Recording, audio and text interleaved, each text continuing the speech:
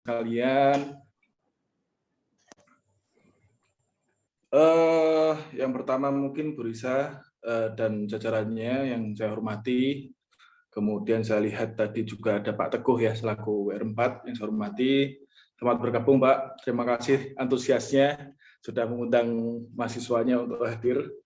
Kemudian Ibu Lia, Ibu Nurul, Ibu Pak Fadri yang saya hormati selaku PIC acara ini ya. Kemudian tidak lupa pembicara Mas Fahmi Idris, Mas kayaknya ya lebih tepat ya. Karena beliau ini juga alumni Asia juga kayaknya. Iya, bukan Pak ya. Mas Fahmi wajahnya dilihatkan. Kemudian teman-teman sekalian yang saya hormati, yang saya cintai dan yang saya banggakan, terima kasih atas kehadirannya.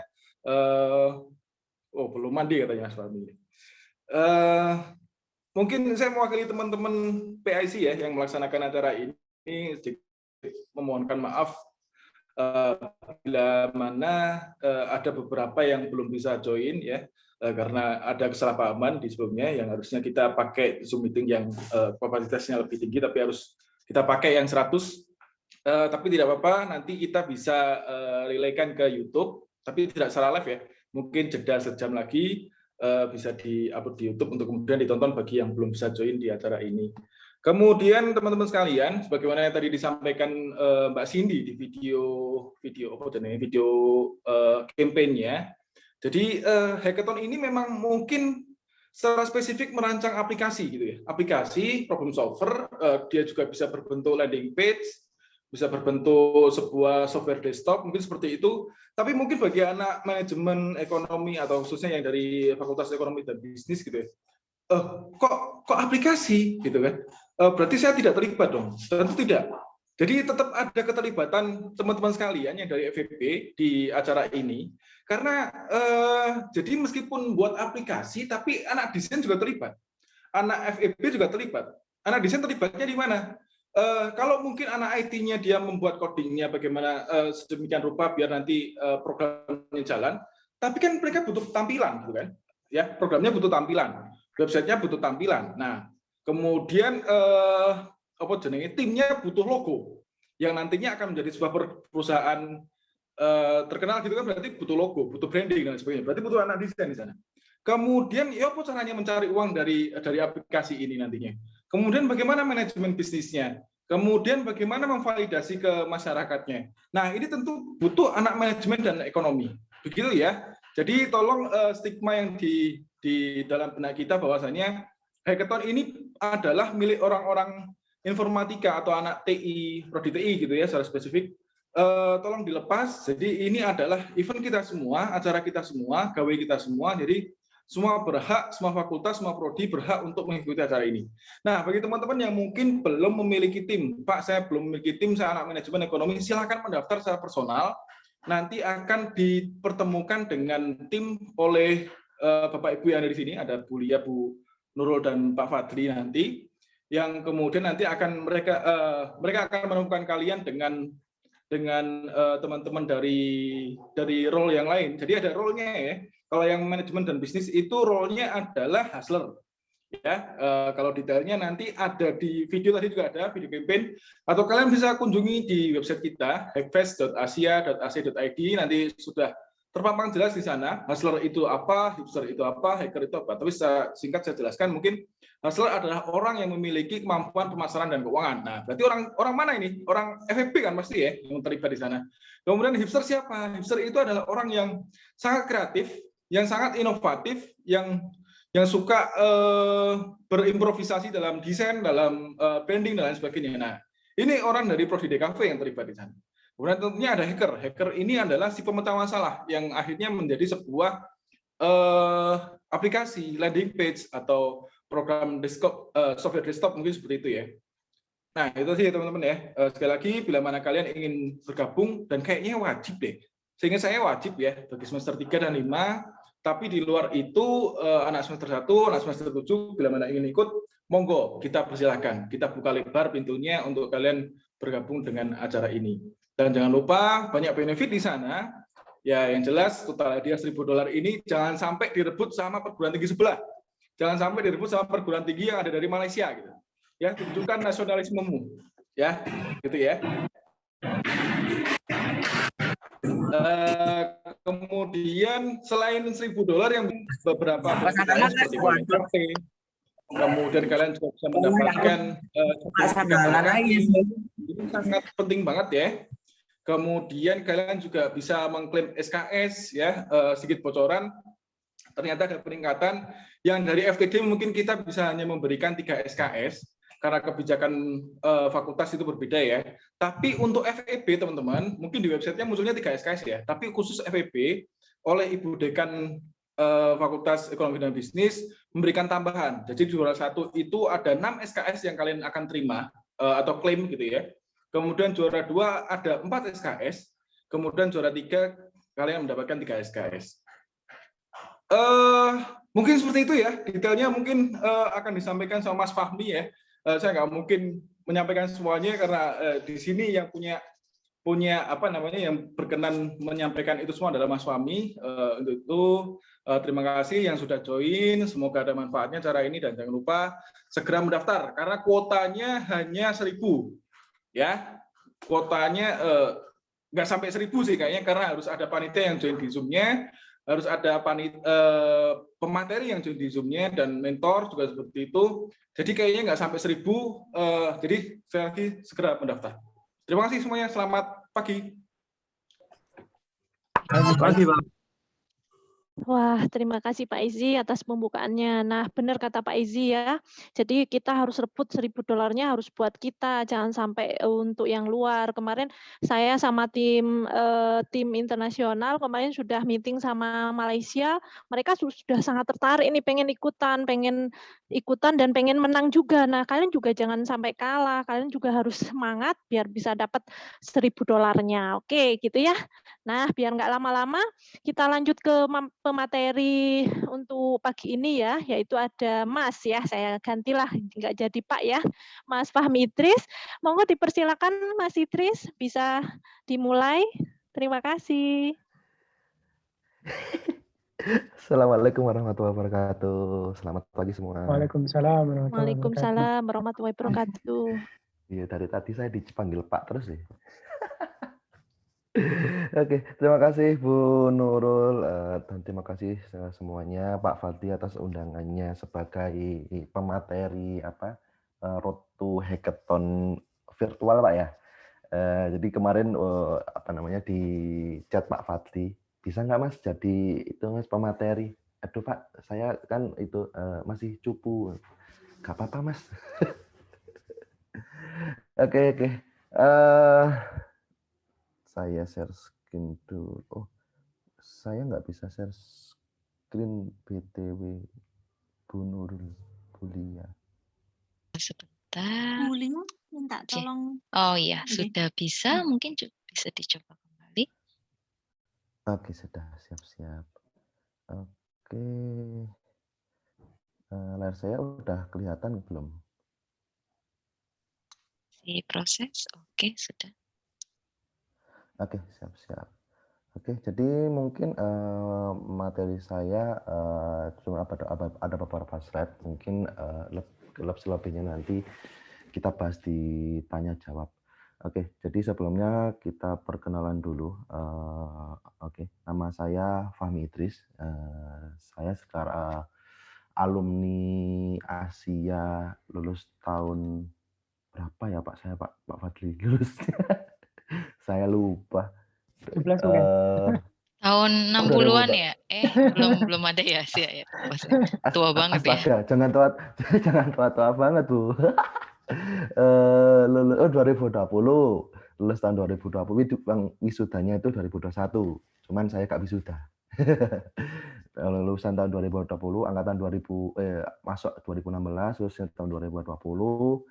Terus di Asia dulu saya ngambil jurusan informatika juga yang kelas eksekutif, jadi saya masuknya di Sabtu Minggu. Jadi dulu itu dosen saya itu Pak Fadli sebagai pembimbing skripsi saya, terus ada pernah juga diajar sama Bulia juga waktu itu.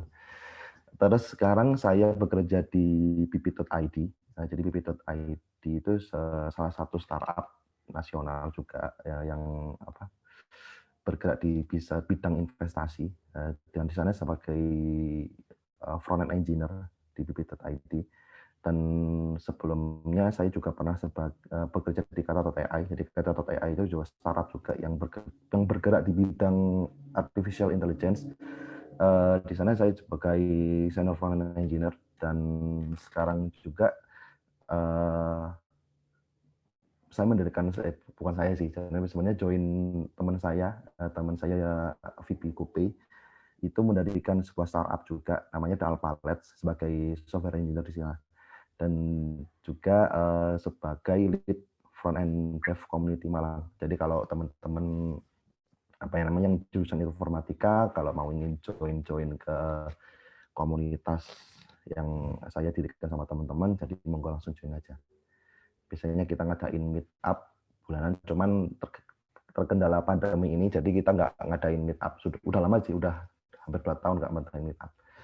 Oke, jadi pembahasan kali ini kan kemarin Pak Fadli kan mintanya pembahasan tentang out of the box, kan?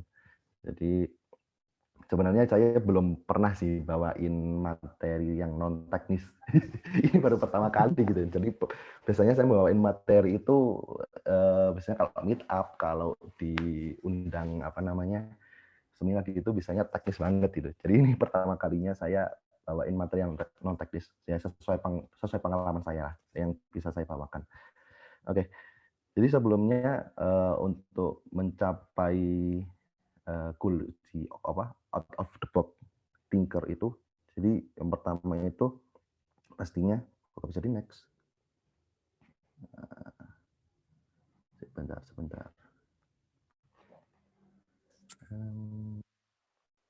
Astagfirullah. Udah. Oke. Yang pertama kan pastinya kita sebelum untuk mencapai out of the box thinkers kan pasti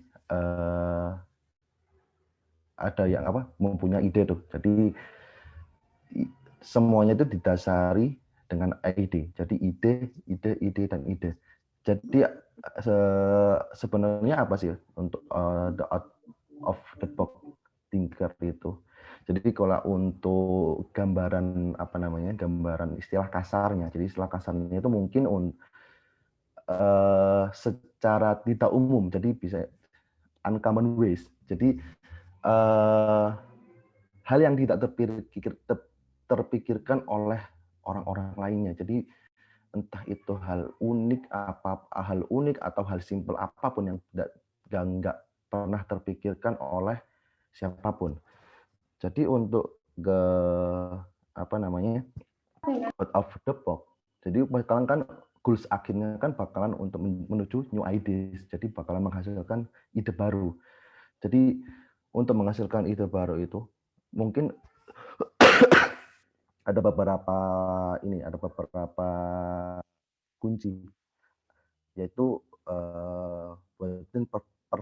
perspektif baru. Jadi mungkin kalau kita sebagai kalau mau bikin sesuatu itu pasti kita bikin ide yang baru pasti bahkan melihat sesuatu perspektif dari sisi yang lain gitu. Terus ada beyond the limits sama no one else thought. Jadi yang nggak pernah terpikirkan oleh orang-orang sebelumnya. Jadi ada contoh case-nya. Jadi contoh case yang mungkin contoh case nyata sih. Contoh case nyata emang. Contoh case yang benar-benar sebenarnya itu ide yang simpel, cuman itu out of the box gitu. So kayak Gojek nih, misal kayak Gojek. Jadi kan dulu di Pak Nadiem Makarim, jadi dulu kan awalnya bikin Gojek itu kan karena keresahan beliau karena tidak mendapatkan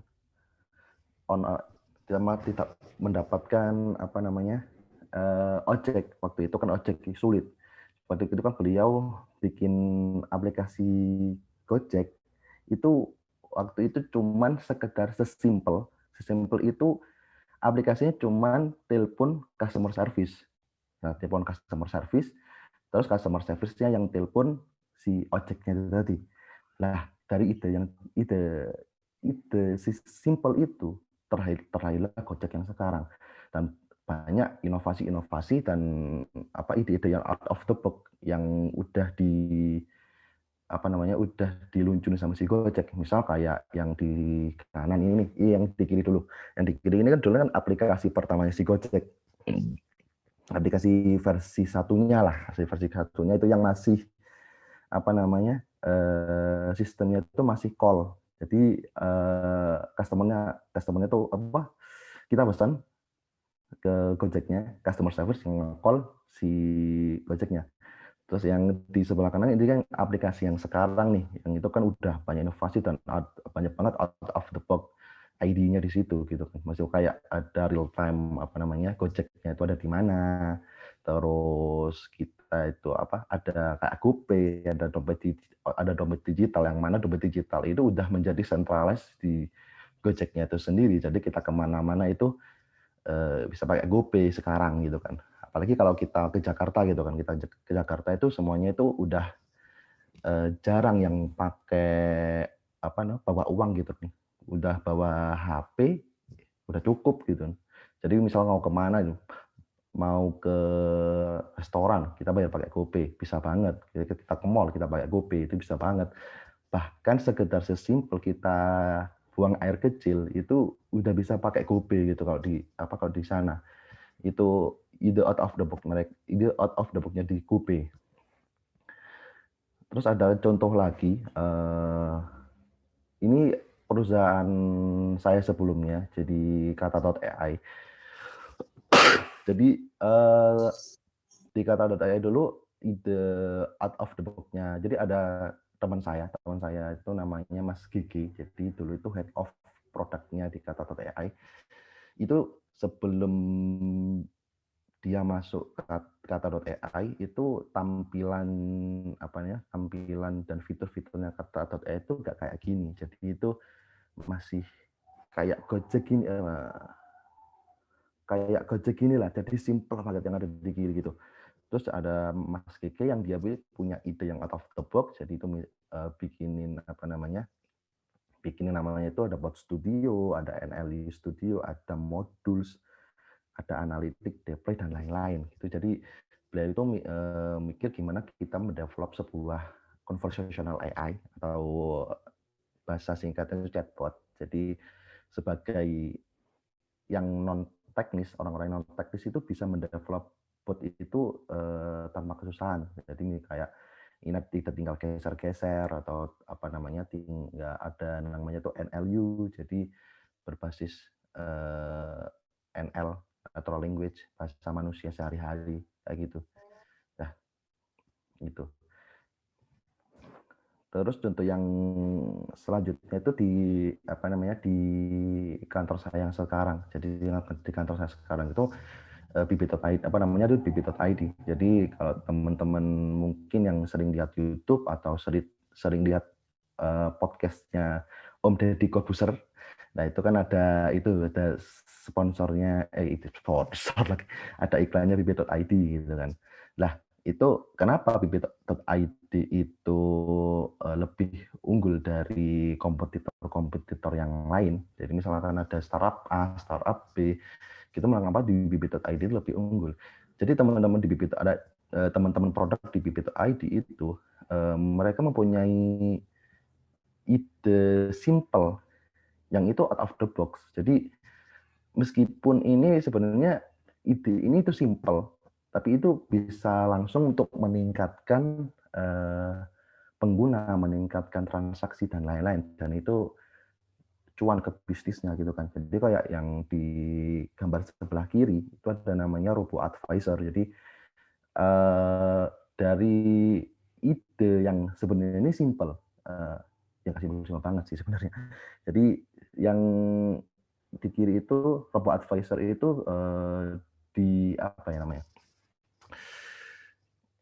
kayak di screening. Jadi screening itu umurnya kita itu berapa, terus gaji kita per bulannya berapa, terus kayak apa ya namanya itu, pendapatan per bulan, total harta dan lain-lain itu di screening. Jadi kalau di dalam teknisnya di belakangnya itu mengadopsi sistem pengambil keputusan SPK kalau teman-teman yang TI yang udah mendapatkan SPK. Jadi sebenarnya sesimpel itu udah menjadi apa ya, menjadi nilai lebih yang mana dari sini itu udah untung banget. Jadi ini yang menjadikan apa ya, menjadikan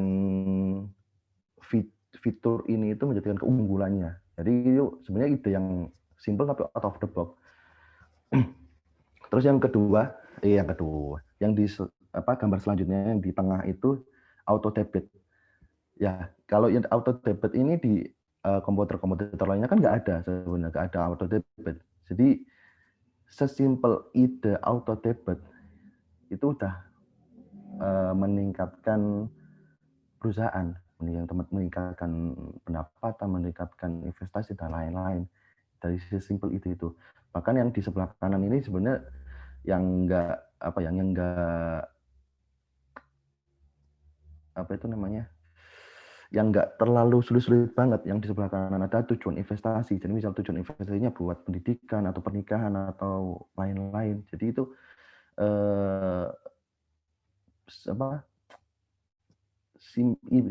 simple ID yang ya out of the box. Jadi sebenarnya simple gitu. Jadi gitu. Itu beberapa contoh yang apa namanya, yang yang saya tahu untuk menerapkan ide yang out of the box, ide yang simple tapi out of the box gitu.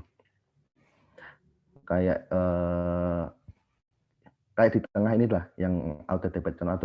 Jadi kayak auto debit itu aja udah sesimpel auto debit itu udah memudahkan hidup kita ya. Kayak jadi kita nggak usah ribet-ribet buat buka HP, buat apa namanya, bayar ini, bayar itu, tinggal auto debit, ada yang penting ada uangnya gitu. Yang penting ada uangnya, auto debit, udah selesai. Hidup tinggal tidur, makan, auto debitnya jalan gitu. Itu beberapa contoh menerapkan ide ya out of the box yang simple itu. Jadi sebenarnya out of the box itu nggak bisa langsung kita dapatkan secara instan. Jadi ada beberapa metode sih, beberapa hal yang bisa kita lakukan agar kita bisa berpikir secara out of the box. Jadi kita bisa mendapatkan, tercerahkan lah istilahnya. Misal kalau pas kita lagi buang hajat gitu, bisa itu mendapatkan ide yang bagus, yang nggak apa-apa ya. Ada beberapa hal yang bisa dilakukan gitu kan, kayak membaca buku. Jadi teman-teman yang kurang suka membaca buku, ya mulai sekarang bisa membaca buku, entah itu buku tentang tentang yang lain-lain lah, terserah di buku apa itu, biar mendapat ide. Misalnya kalau teman-teman yang teknis ya, misalnya yang teknis, jadi belajar bahasa baru atau belajar gimana caranya memanfaatkan ini dan ini, misal kayak gitu. Terus yang kedua itu create something new every day. Jadi misal create something new itu nggak harus kita bikin sesuatu yang baru ya. Kita belajar hal yang baru itu udah masuk di create something new every day gitu kan. Jadi misal kalau biasanya yang saya lakukan ini misal membaca kayak yang reading book dulu deh. Jadi misal kayak membaca buku di O'Reilly gitu kan, misal bahasa pemrograman tingkat apa gitu misal, itu bisa dijadikan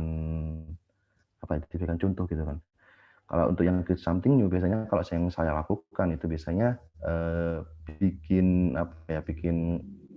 kontribusi open source, misalnya kontribusi open source kemana gitu sih, kontribusi ke, kalau biasanya itu saya biasanya kontribusi ke UI library kayak gitu biasanya.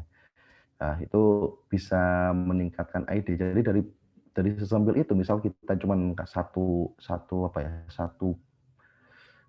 task lah untuk sehari gitu, bisa mendapatkan sebuah bisa memicu kita mendapatkan sebuah ide. Jadi kayak kemarin saya nge-push satu task gitu, jadi saya mendapatkan sebuah ide yang menarik. Jadi gimana kalau kita buat kayak gini, yang mana itu ide kita baru, idenya itu bisa dibilang out of the box, dan itu dapat memicu lagi, dapat meningkatkan experience teman-teman dan experience saya gitu. Terus yang ketiga ada change daily routine. Ya, ini udah mulai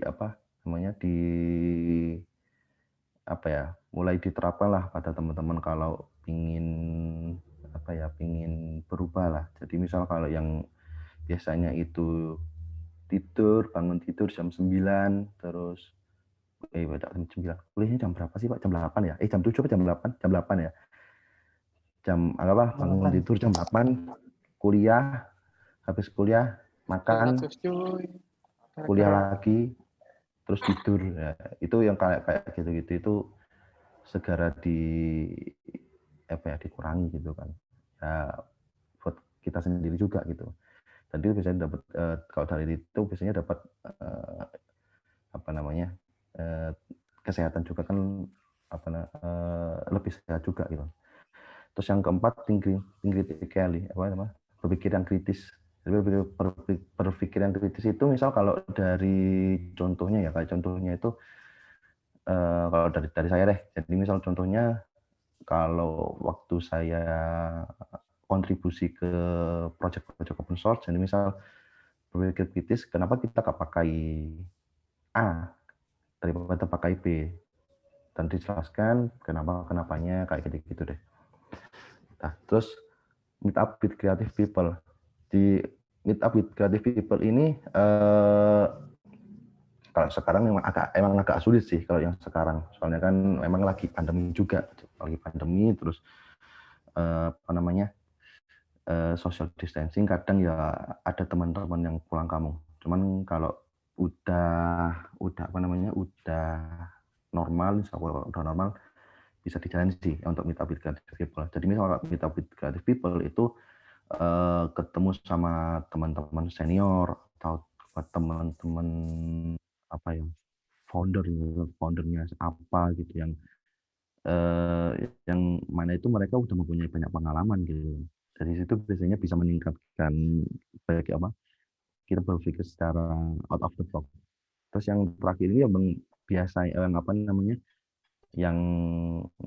lakukan juga, jadi join community dan join komunitas atau meet up. Jadi misal kalau teman-teman yang khususnya yang IT gitu, atau terus aku kurang tahu sih kalau yang non IT kalau bagaimana. Jadi yang saya tahu yang biasanya yang IT, jadi meet up join community dan meet up itu biasanya komunitas kayak yang saya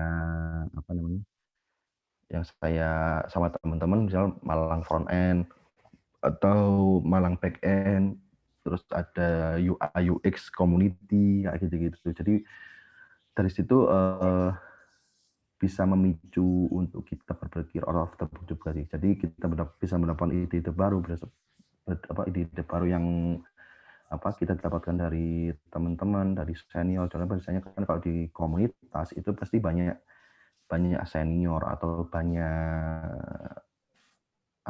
yang lebih experience lah daripada kita. Itu sih.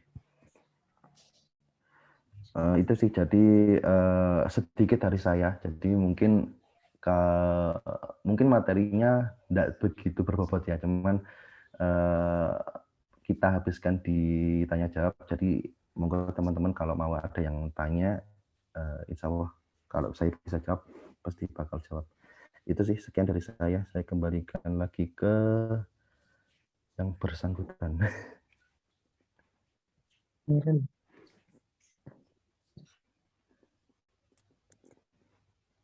Oke, terima kasih Mas Fahmi atas pemaparannya. Sepertinya sudah banyak unek-unek dari teman-teman ini yang akan kalian diskusikan pastinya dengan Mas Fahmi gitu ya. Nah, untuk mempermudah dalam proses diskusi nanti akan dipandu oleh Ibu Lia. Ya, dipersilakan Bu Lia. Baik, terima kasih Bu Nurul, Mas Fahmi. Tiba-tiba ditodong ya, yang biasanya jelasin teknis jadi agak-agak ini ya, non teknis, tapi nggak apa-apa lah. Kita gali apa yang ada di Bibit ID. Tadi portofolionya positif ya Mas ya? Saya agak ngintip-ngintip tadi yang di ada nilai Waduh. plus cuannya tadi itu. Saya agak ngintip-ngintip tadi di interface-nya ya. Baik teman-teman, mungkin ada yang ditanyakan, boleh langsung open mic gitu ya, bisa langsung di-unmute, atau misalnya ada yang malu-malu, boleh melalui text box gitu ya, dipersilahkan sekali gitu ya. Monggo silakan. Ada, kalau tidak ada sambil menunggu ya. Nanti teman-teman silakan diketikkan aja atau raise hand. Mungkin ada sedikit dari saya dulu gitu ya, Mas Fahmi, mohon sharingnya. Jadi tadi itu saya penasaran gitu ya. Jadi kayak Gojek yang Pak Nadiem tadi kan dia memunculkan idenya dari hal yang sangat simpel ya. Jadi kayak keresahan dia saat itu nyari nyari ojek mungkin ya agak susah gitu ya. Nggak tahu ya pemikirannya Pak Nadiem waktu itu, mungkin kan ada taksi juga. Mungkin kenapa nggak milih taksi dan lain kita nggak tahu. Cuman yang jadi pemikiran saya adalah mungkin saat itu ojek online itu nggak terlalu banyak ya Mas ya. Jadi mungkin kayak oh oke, itu ide baru. Ada nggak kira-kira sharing dengan timnya Mas Fahmi atau Mas Fahmi sepengalaman di startup gitu ya? Bagaimana sih memunculkan ide yang mungkin menyelesaikan masalah yang sama? Nah, di mana sih untuk diferensi membedakan sedikit gitu loh supaya kita masih bisa bersaing katakanlah di bidang tersebut gitu untuk menyelesaikan masalah tersebut. Mungkin boleh dibantu Mas Fahmi mungkin. Nah, itu tadi saya kelupaan mau bawa. Padahal sebelumnya tak inget loh itu, Bu. Oke, kalau untuk yang apa namanya yang sama-sama bidangnya ya, misalnya kayak di apa namanya ide yang sama, misalnya ada ide yang sama, misal kayak e-commerce, sama-sama e-commerce, misalnya ada Tokopedia sama Shopee. Jadi contohnya dua itu deh, ada Tokopedia sama Shopee. Jadi biasanya kalau untuk memunculkan ide untuk menarik user atau menarik pelanggan yang menarik transaksi, itu biasanya kalau dari teman-teman produk biasanya yang saya tahu itu biasanya kita kita cari tahu dulu user aplikasi. Iya, aplikasinya itu ditujukan kepada siapa dulu. Jadi misal kayak anggaplah kayak Tokopedia deh. Tokopedia kan sasarannya sendiri biasanya Tokopedia itu ke anak-anak muda, anak-anak yang suka gadget, suka otomotif, dan biasanya anak-anak cowok. Biasanya itu kayak gitu. Kalau yang Shopee, biasanya Shopee itu target target usernya itu lebih ke perempuan. Jadi pasti Bu Lia juga Bu Lia juga kan pasti pakainya Shopee kan ya. Kalau belanja pakai Tokopedia, suami saya yang bayar. Kalau Shopee saya gitu ya. Biasanya gitu. Biasanya kan dicari ide menariknya. Jadi balik lagi ke target usernya. Jadi misal kayak yang sama deh, kayak Gojek sama Grab gitu ya. Kayak Gojek sama Grab biasanya kalau saya sendiri biasanya pakai Grab. Soalnya pertama banyak promo. Diskon ya. Itu banyak diskon. Jadi idenya dari situ juga untuk menarik user, jadi bisa dari situ juga. Saya jarang pakai Gojek soalnya tidak ada diskon. Saya pecinta diskon. Nggak kalah sama emak-emak ya, berburu diskon ya Mas. Jadi gitu sih Bu. Oke, baik. Jadi salah satunya mungkin segmentasinya gitu ya, dan Iya, segmentasinya. kalau di startup itu berarti mereka benar-benar memegang, katakanlah memang segmentasinya ibu-ibu atau emak-emak gitu ya yang Shopee. Jadi Eh, harus itu identitasnya biasanya ada kelihatan gitu ya, datanya bukan? sih. Iya, biasanya ada datanya. Jadi misal kalau Hmm, yang saya kerjakan di Bibit itu kan saya yang ngerjain aplikasinya. Jadi di aplikasinya itu pasti ada datanya. Jadi misal kayak datanya itu kita ngeklik berapa kali, kita ngeklik menu ini, kita ngeklik ini kita ngeklik kategori ini, misal itu udah ada datanya sendiri. Jadi misal dari tim data sendiri itu udah ada visualisasi datanya. Jadi misal kita mau bikin new ide atau ide baru yang out of the box itu pasti udah ada datanya. Jadi ini bakalan berhasil apa tidak gitu.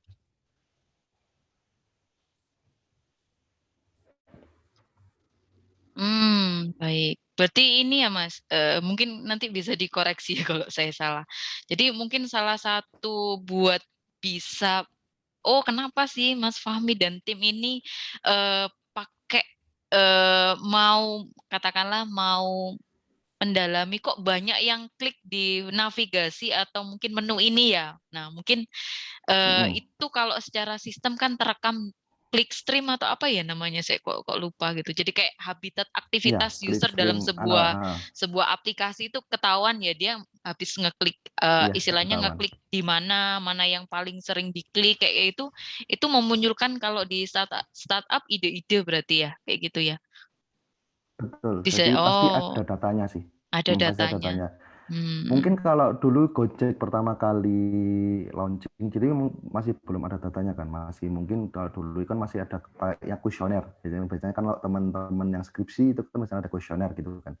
Jadi kalau di Gojek itu dulu kayak gitu, masih ada kuesioner, terus ditanyai ke pengguna, ditanyai ke drivernya. Itu dari situ memunculkan ide baru. Jadi gimana nih kita pakai ide apa? Misal kalau yang pertama kali rilis ada map-nya dulu. Jadi yang masih ngebug banget dulu itu ada map-nya ini. Jadi kita bisa tahu posisi drivernya meskipun itu ngebug, itu it works gitu. Kayak satu contoh aplikasi yang yang sebenarnya dari konsep, bukan dari konsep sih, dari teknologinya itu belum matang sama sekali, dan mereka berani rilis production. Itu sekarang ini ada satu aplikasi yang saya tahu itu ngebug banget. Jadi masih belum masuk kalau Namanya tadi disandingkan Mas, sama startup. apa namanya? Namanya Kita Beli, Bu. Kita beli yuk. Kita Oh, Beli. oke. Nah, itu kalau teman-teman tahu atau Bapak Ibu tahu yang Kita Beli itu sebenarnya dari segi teknologi itu kan masih masih ngebug banget, masih saya sebagai software engineer itu apa ya? Ya ya gitu ya. Itu mereka mereka punya segmen pasar sendiri. Jadi kan mereka kan bikinnya kan e-commerce sama bukan e-commerce sih. Jadi bikin aplikasi jual beli. Jadi mereka punya gudang sendiri ya kayak Lazada lah. Hampir mirip kayak Lazada. Cuman segmennya itu lebih ke ibu-ibu. Itu sembako lah. Segmennya itu di sembako. Jadi meskipun aplikasinya ngebug banget, cuman kalau di Malang itu rame banget sih Kita Beli. Jadi dari segmen yang ibu-ibu itu tadi, itu udah bisa jadi ide gitu.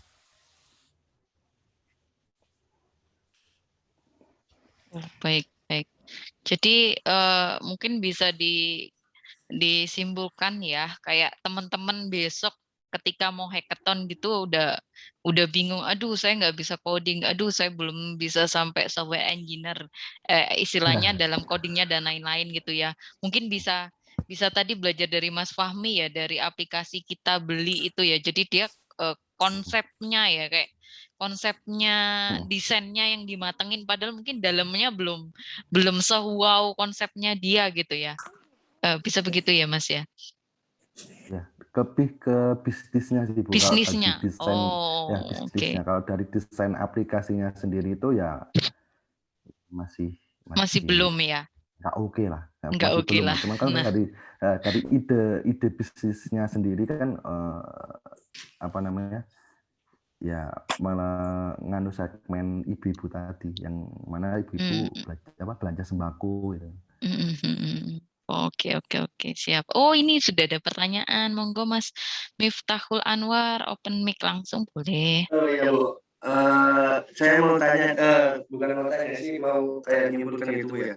Untuk pengumpulan data tadi yang melalui apa, kayak misalkan user ngeklik kategori atau semacamnya itu Bu ya. Nah itu kan misalkan ya Bu ya, itu kalau dikategorikan pengumpulan data berarti sama kayak riset gitu Bu? Apa gimana Bu?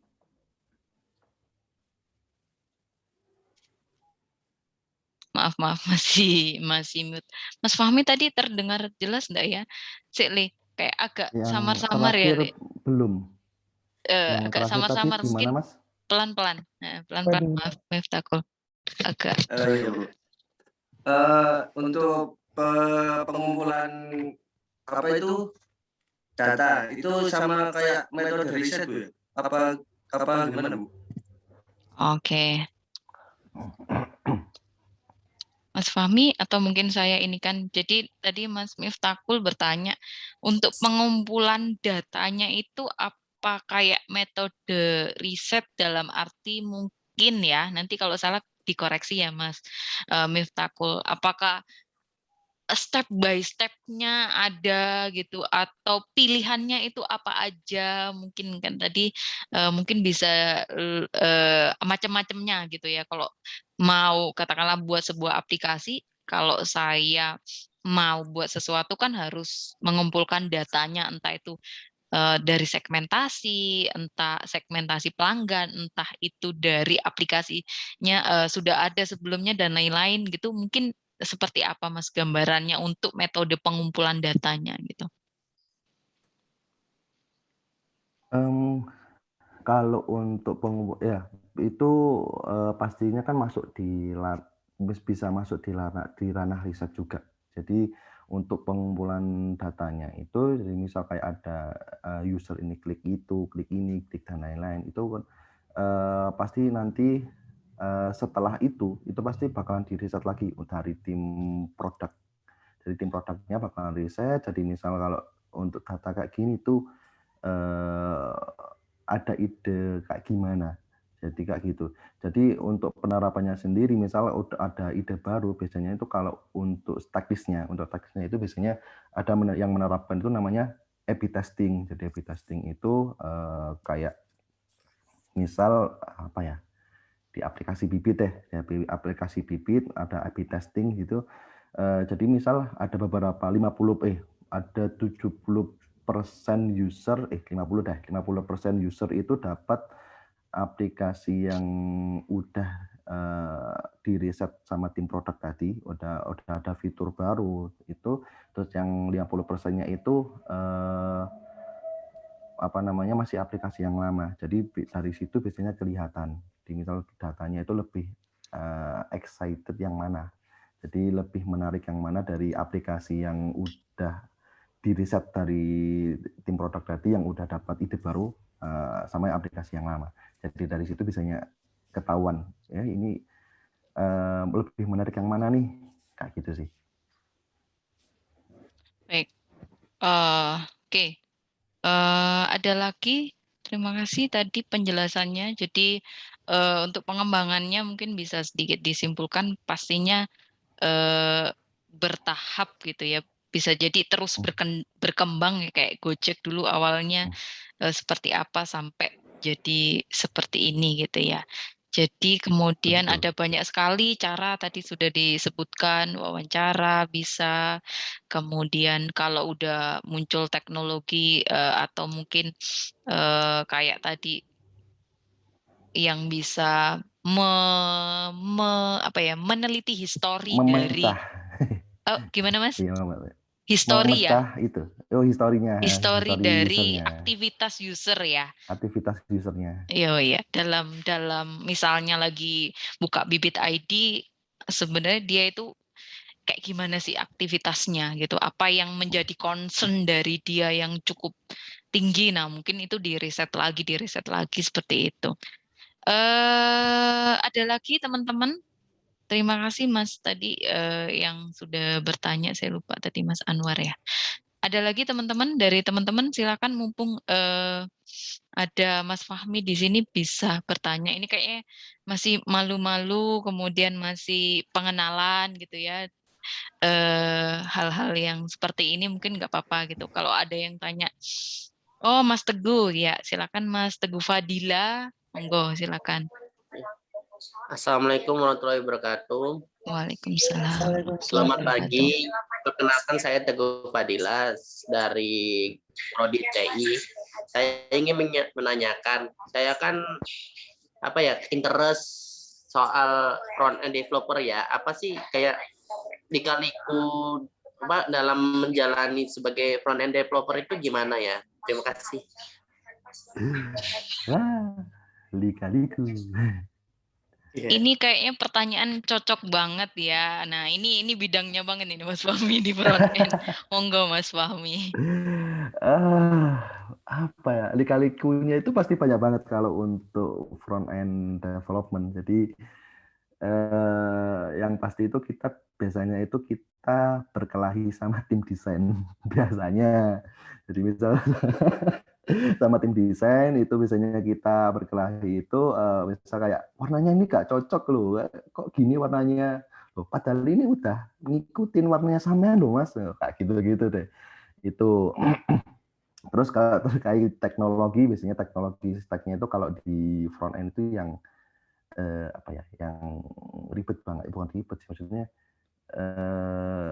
kelihatan mata, yang itu pasti banyak banyak user yang melihat buatan kita. Jadi misal kayak ada salahnya nih, itu buttonnya menclek kayak gitu. Terus udah jadi ini error ini kok menclek, nah, kayak gitu. Terus kalau dari segi development sendiri itu biasanya itu yang paling nggak disukai dari front end itu cross browser, apalagi cross OS kayak gitu. Terus nggak paling disukai. Jadi misalkan di browser Chrome ini tampilannya bisa kok, di Mozilla tampilannya kok berantakan kayak gitu. Contohnya kayak gitu sih. Apalagi kalau yang di bibit.id saya bikin aplikasinya itu, jadi di iOS itu error, tapi di Android bisa kayak gitu sih. Mumet ya berarti ya. Karena kan pilihan banyak banget ya, OS banyak banget, ada Android, ada tadi apa namanya, mungkin iya iOS. Aduh, saya lupa iOS. Terus mungkin basisnya pakai Android sama web pakai desktop juga beda juga ya, tampilan di HP dan di laptop gitu ya. Harus ya betul. Mau nggak mau mungkin harus memikirkan semua ya, karena mungkin penggunanya nggak hanya yang pakai HP ya Mas Fahmi ya. Iya, betul. Apalagi kalau di startup besar kayak di bibit.id itu kan pasti kelihatan gitu kan Bu. Jadi misal kayak anggaplah kemarin saya ngerjain fitur KYC gitu kan. Fitur KYC itu fitur register yang kita menggunakan KTP, foto selfie dan lain-lain. Itu di situ aja misal kayak ada mencleknya sedikit itu pasti ketara banget gitu kan. Dan apalagi kalau ada user yang sampai report gitu kan. Waduh, mimpi buruk ini. Oh, gitu ya. Oke. Berarti dari salah satu keluh kesah, curhat ya Mas Fahmi ya. Curhat Bu.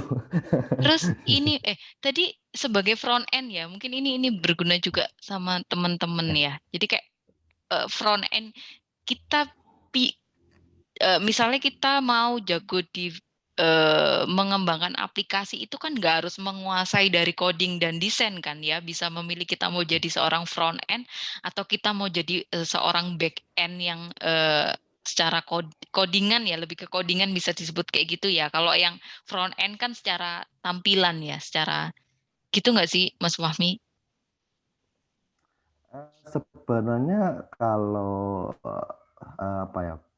Sebenarnya kalau dari coding itu hampir sama, Bu. Jadi pasti kan ada logik-logiknya juga, terus ada apa namanya algoritmanya juga. Sebenarnya di front end juga ada algoritmanya, ya, di back end atau di AI aja. Nah, kalau cuman kan mungkin di berbeda segmen aja. Kalau front end kan mostly ke tampilan. Jadi meskipun dari segi codingnya sama. Kalau back end kan cuman dari apa namanya input output data ke database-nya aja. Oke. Ada pertanyaan lagi teman-teman? Oh, Bu, setelah ini saya mau bertanya ya, Mas Wahyu. Mas Wahyu ya, monggo Mas Wahyu mungkin ada. Ya, Bu, terima kasih waktunya. Monggo. Untuk Mas Fahmi mungkin ya. Jadi mungkin dari segi manajemen dan konsep bisnisnya mungkin sudah dirancang ini. Nah, saya jurusan manajemen, saya nggak ngerti sekali sama coding dan lain sebagainya. Kira-kira di sekitar kita ada nggak tempat buat apa itu namanya bantu buat bikinkan aplikasi atau mungkin sistemnya, dan kira-kira biayanya berapa ya, Mas? Itu. Aduh. Oke. Mungkin gambarannya mungkin dari ini ya, cross ya Mas, dari segi mungkin kalau non TI kan secara coding, secara mungkin membuat aplikasi susah ya. Mungkin nggak tahu istilahnya apa Mas. Istilahnya kayak misalnya kita punya ide gitu ya, apalagi mungkin teman-teman di bidang manajemen dan secara bisnis dia kuat gitu loh. Secara bisnis dia kuat. Mungkin dia harus seperti apa untuk mewujudkan ininya gitu. Biasanya seperti apa? Kalau biasanya itu apa namanya, minta buat ke software house biasanya kan. Kalau dulu kan sebelum saya kerja di Kata kan saya bekerja di salah satu software house di Malang, namanya DOT. Kalau teman-teman tahu DOT dari dulu itu yang mentoring hackathon 1 sama 2 kalau nggak salah, seingat saya itu. Nah, bisa melalui startup builder kayak mereka. Jadi kalau untuk biaya pastinya tergantung kesulitan aplikasinya, biasanya kayak gitu. Jadi ya entah itu dari saya mungkin kurang tahu kalau dari segi biayanya. Cuman kalau yang saya tahu itu mungkin start dari ratusan mungkin ya. Itu kalau dari ratusan. Kalau dari apa namanya, kalau versi murahnya kita ngajak teman-teman yang kita kenal. Jadi misalnya kemarin itu kan saya diajak bikin apa namanya startup yang tadi namanya Alpalet gitu. Jadi ada teman saya di GoPay, VP-nya GoPay itu ngajak saya, ayo bikin startup yang mana dia punya keluh kesah. Jadi keluh kesahnya itu waktu itu dia nggak di electronic invoice yang mana itu langsung terintegrasi kayak gitu. Jadi aplikasinya itu kayak gitu. Saya bikin ini nih, kebetulan kan diajak sama temen waktu itu, temen senior di Kata. Nah itu biasanya saling ngajak-ngajak gitu. Jadi mungkin kalau Mas Wahyu punya ide, jadi dijabarkan idenya. Jadi misal kayak saya punya ide ini nih ke teman-teman yang TI ya. Saya punya ide ini nih. Jadi saya punya ide ini, nanti kita bisa dapatkan cuan dari ini, terus aplikasinya kayak gini, jadi launching-nya kayak gimana, kita jualannya kayak gini. Jadi dijelaskan aja. Kalau yang benar-benar teman-teman yang benar-benar mau yang mau ya itu bisa diajak di situ ya, entah itu ntar dalam perjanjiannya meskipun awal-awalnya nggak dapat cuan atau kalau udah dapat cuan dapat berapa persen kayak gitu-gitu sih Mas. Kayak contohnya kan setahu saya itu Facebook, contohnya itu Facebook. Jadi dulu itu yang CEO-nya Facebook itu kan ngajak ke temennya, ada ngajak 5 orang gitu kan, ngajak 5 orang, dan yang masih belum dapat uang, yang ngajak 5 yang mau cuma 2 orang, nggak gitu-gitu sih Mas. Itu kalau nggak mau bikin di startup builder sih. Cari kolaborasi ya, versi lebih murahnya ya. Cari Kalau kamu kolaborasi. ngerjain di software house pasti mahal gitu ya. Jadi kamu punya kelebihan di bidang analisis bisnisnya, katakanlah gitu ya. Katakanlah di TI juga nggak begitu tahu masalah bisnis, katakanlah kayak gitu, dia taunya teknis, ya udah bisa join mungkin terus buat startup gitu ya Mas ya. Mungkin bisa ke arah situ, itu lebih versi murahnya mungkin Mas Wahyu. Versi murahnya lagi cari investor Bu. Oh iya benar-benar. Jadi kayak jadi kalau yang di startup yang saya bikin sama teman saya itu kan kolaborasi nih. Jadi saya software engineer-nya, saya ngoding mobile sama front-end-nya, ada teman saya yang ngoding back-end-nya gitu kan. Cuman yang ngajakin ini, yang founder-nya ini, itu dia nggak keluar cuan sama sekali. Jadi saya kurang tahu sih bisnisnya itu gimana. Jadi dia nggak keluar duit sama sekali. Jadi dia gaji saya itu selama per bulan itu nggak pakai uangnya sih ya. Jadi dapat investor dapat setahun 100 juta misal kayak gitu. Jadi buat gaji, buat biaya server dan pengembangan kayak gitu sih. Oke, jadi Mas Wahyu bisa juga itu tadi mungkin saya bisa ambil kesimpulan bahwa kalau idenya bagus, misalnya kayak gitu, pasti membuat banyak investor juga tertarik sehingga mungkin dia mau membiayai ya, karena mungkin dia pikirannya ini kayak booming nih. Kalau memang ini benar-benar jadi, mungkin bisa jadi kayak gitu ya Mas Fahmi ya, sehingga dia dengan sukarela ya. Fun fact itu gini Bu. Ya. Fun fact-nya tuh gini Bu, jadi kalau teman-teman, kalau kita bikin sebuah ide, jadi kita kembali lagi ide yang out of the box itu tadi. Jadi teman-teman yang non IT atau yang manajemen lah, teman-teman manajemen kalau punya ide itu kita cuman itu kasarnya itu bondo bacot tuh. benar. Jadi yang startup yang saya dirikan sama teman saya itu belum ada aplikasinya sama sekali. Idenya dulu ya. Idenya dulu. Jadi 2020 awal lah. Ya 2020 awal. Itu jadi nggak ada aplikasinya sama sekali. Jadi teman saya itu cuma bondo bacot sama bondo PPT doang, dapat 100 jutanya. Gitu ya. Itu termasuk keahlian juga loh ya. Tentu ilmunya ada lagi Mas, walaupun ini speakingnya dia bagus, idenya bagus ya. Siap. Jadi ya itulah ya teman-teman ya. Jadi ide itu mahal ya, ide itu cukup mahal, bahkan mungkin aplikasinya teknisnya belum jadi, tetapi idenya dari katakanlah teman-teman bisnis di akuntansi, di manajemen itu bagus, ya bisa jadi menghasilkan 100 juta yang dalam prosesnya belum jadi apa-apa, tapi ya itu dia bisa memprediksi kalau ini idenya bagus nih, sekian untuk invest ke depan gitu ya. Gitu ya Mas, tadi Mas Wahyu ya. Mas Wahyu. Oke, siap. Sama-sama. Ada lagi teman-teman, dari teman-teman mungkin ada 2 lagi yang mau bertanya gitu.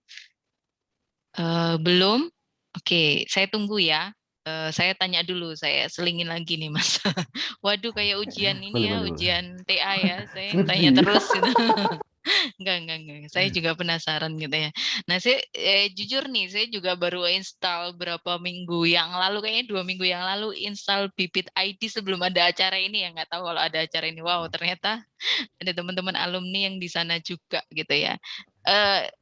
Saya sebagai ini nih, sebagai customer ya, pemakai bibit, pertama kali buka bibit, saya nggak tahu ya dunia saham itu model kayak apa, dunia investasi itu kayak apa, bener-bener nol besar gitu ya. Tetapi ketika saya install dan saya lihat gitu ya aplikasi pertama kali, wow, jujur Mas, emang iya, wow, ini ada kayak guideline gitu loh sebagai orang awam. Kamu mau saham, kamu mau obligasi, kamu mau apa, berapa keuanganmu. Kalau saya ingat lagi, kamu ini mau investasi, mau yang high risk, kayak high risk, risiko tinggi atau risiko rendah, itu kayak detail banget ya Mas, kalau nggak salah gitu ya. Kemarin saya, Ya, betul Bu. nah benar, Jadi ya tapi benar sih. secara nggak ya, secara nggak langsung itu dari apa ya? Jadi idenya itu dulu dari tim desain, jadi produk sama desain itu memang untuk mengencourage, jadi bukan mengajari, jadi mengasih tahu nih kalau kita buka aplikasi bibit itu kita bisa apa aja. Jadi itu kayak investasi itu apa, saham itu apa, reksadana itu apa. Nah, kalau setahu saya di perusahaan sebelah yang sudah jadi unicorn, sebut saja namanya Ajaib, itu nggak kayak gitu. Jadi cuman ya sebatas jual beli reksadana, jual beli saham kayak gitu-gitu aja. Jadi nggak men-encourage usernya kayak gitu sih Bu. Ya, jadi kelebihannya itu di situ juga. Oke. User awam jadi bisa ini ya, bisa kayak Ya, saya betul. user awam yang benar-benar nggak ngerti dunia trading, ekonomi dan lain-lain. Jadi, oh ternyata itu kayak gini. Oh ternyata ada macam-macamnya gitu ya. Oh ternyata kita bisa milih juga ya. Kita kan, saya orang awam nggak mau dong rugi banyak gitu ya. Ketika saya milih, kalau nggak salah ya milih yang high risk atau low kalau nggak salah. Jadi saya milih low, Betul. kemudian disarankan apa gitu ya. Berarti berhasil Mas Fahmi. Betul. Berhasil. Saya Iya, orang itu seorang awam langsung dari terpukau saat itu. segi ya, dari usernya itu apa ya, tinggi banget sih Bu kalau untuk itu. Soalnya kan di belakangnya juga kan namanya ada robot ada AI-nya juga kan untuk itu. Jadi ya itu tadi pakai apa sistem Mengambil SPK itu loh Bu, keputusan. apa namanya? Ya, sistem pengambil SPK keputusan. Jadi ya. berdasarkan apa namanya skill Kriteria itu tertentu tadi. ya dari user ya. Kayak Kriteria profil tertentu. ya, bisa disebut Betul. profil user ya. Oke. Robo profiling namanya. Oke, ada pertanyaan lagi dari teman-teman, cukup banyak ini dibahas dari segi bisnisnya, dibahas dari segi teknisnya juga tadi ya, kalau buat tampilan, kalau misalnya seperti apa risetnya udah cukup banyak.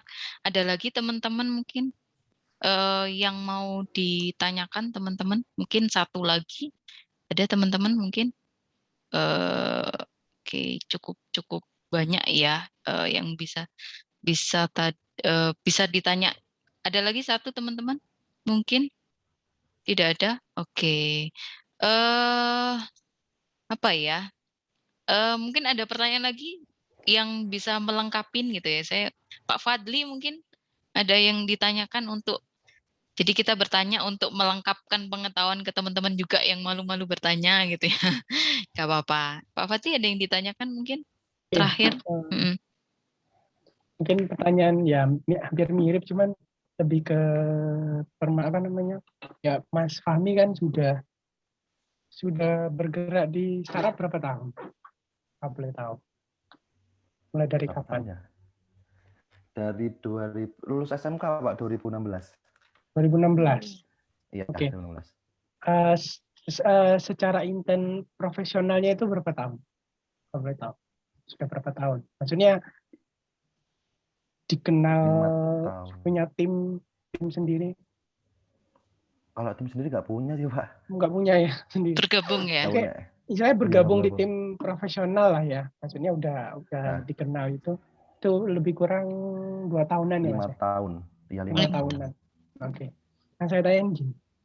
Sebelum di bibit itu kan namanya punya kata AI. Kata AI. Ya, betul. Itu ide sendiri atau itu dari tim? Atau gimana? Atau dapat masalah apa sehingga muncul ide seperti itu. Oh iya, lupa nyeritain yang kata Pak ya. Nyeritain yang bibit doang tadi. Ya. Cuan terus sih yang diomongin yang cuan-cuan aja ya. Waduh. Kalau dulu di Kata itu jadi gini. Jadi kan saya awal-awal join Kata, timnya Kata itu kan jadi temen apa ya? Bukan temen sih. Jadi co-foundernya itu punya masalah ini sih Pak. Apa namanya? Lama balasin chat. Oh, Lama balasin chat. lama Balasin chat ke apa namanya ya? Kayak Telkomsel, kayak apa itu namanya? Ke customer service, itu lama balasin chatnya. Jadi waktu itu kan tahun 2000 berapa ya? 2016.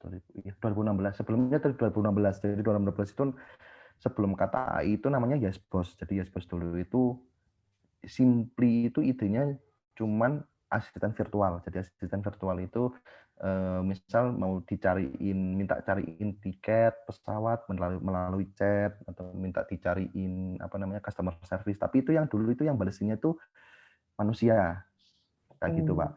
Nah terus masalah lah. Jadi ya entah itu masalahnya itu lama balesinnya atau lama balesinnya sih, lebih banyak itu lama balesinnya atau balesinnya itu kadang itu tiba-tiba encet atau lain-lain kayak gitu-gitu sih. Terus muncul ide bikin artificial intelligence, jadi kecerdasan buatan, fokusnya itu di konversasional, jadi ke chatting. Jadi permasalahannya itu dulu itu permasalahannya Telkomsel sih dulu. Telkomsel itu permasalahan co-founder saya dengan Telkomsel. Jadi apa namanya ngechat ke customer service-nya itu lama banget Pak. Jadi dari segi datanya. Jadi misal kalau ada cuman ada 10 customer service melayani 1000 orang lah, anggaplah 1000 orang. Jadi 10 customer service melayani 1000 orang yang bersamaan dalam satu waktu. Jadi kan antriannya kan ada 100 orang per customer service. Itu kan setiap orang pasti kan nggak paralel gitu kan Pak. Jadi kan pasti kan saling tunggu-tungguan si pengguna pertama itu selesai berapa menit, dan misalnya menit tinggal dikali aja gitu. Misal dikali 10 aja udah 50 menit kan. Jadi user yang ke 11 kan udah nunggunya lama banget gitu kan. Itu kalau 5 menit, kalau chattingnya 10 menit. Nah, bermula dari situ permasalahannya muncullah ide bikin artificial intelligence atau kecerdasan buatan berbasis konversasional. Jadi itu yang mendasari idenya Kata AI itu dibuat. Jadi, idenya gitu. Oke, itu ini mungkin saya sedikit ini ya ngasih apa namanya buat teman-teman. Sebenarnya ide itu muncul tidak harus memikirkan hal yang besar ya. Maksudnya hal-hal kecil kayak gini. Contoh kayak Mas Fahmi. Keresahan. Ya, keresahan yang ada di kehidupan sehari sebenarnya. Benar ya Mas ya? Benar. Oke, sebagai apa namanya informasi, Mas Fahmi ini juga yang juara hackathon 2 ya? Wah, ya, bohong Pak itu Pak. Itu saya menyuap itu. Ya? Oh ya, hackathon 2 ya? Iya, hackathon 2. Enak aja menyuap ya. Tapi benar, maksudnya ini kita sharing-sharing juga. Hackathon 1 itu nggak salah juaranya Mas Izul ya, kalau nggak salah Bu Lia ya. Itu idenya juga dibeli 50 juta. Ya buat puskesmas online. Cuman sayangnya dia tidak berani ikutan. Develop dia nggak berani develop ya. Ya, dia nggak berani develop. Dia idenya aja sih berani jual ide. Jadi ide dia punya, ya udah dibeli. Puskesmas online nggak eman sih sebenarnya. Seperti itu. Jadi kalau di hackathon itu tidak ada suap menyuap. Tuh dimarahin bercanda Pak, Mas Fahmi loh. Tidak ada suap menyuap. Nanti nilainya kasih E loh, boosting. Oke, mungkin ada dari yang teman-teman mahasiswa yang lain, silakan.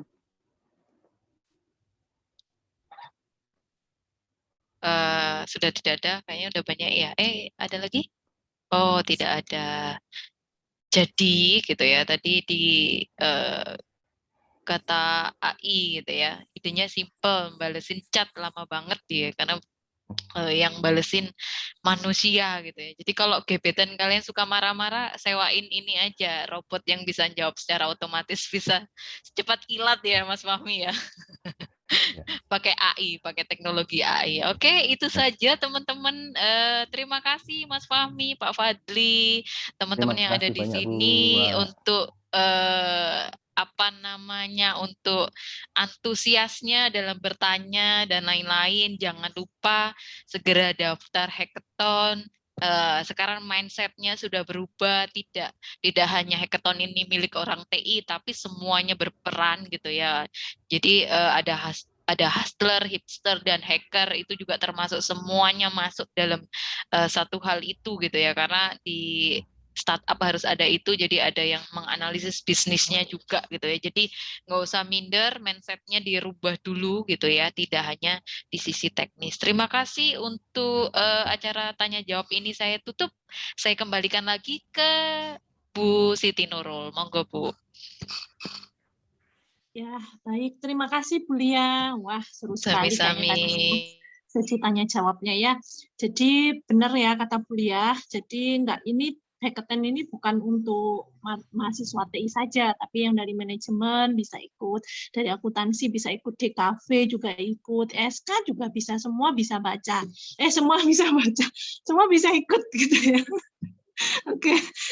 Saya sambil lihat WA soalnya ya tadi.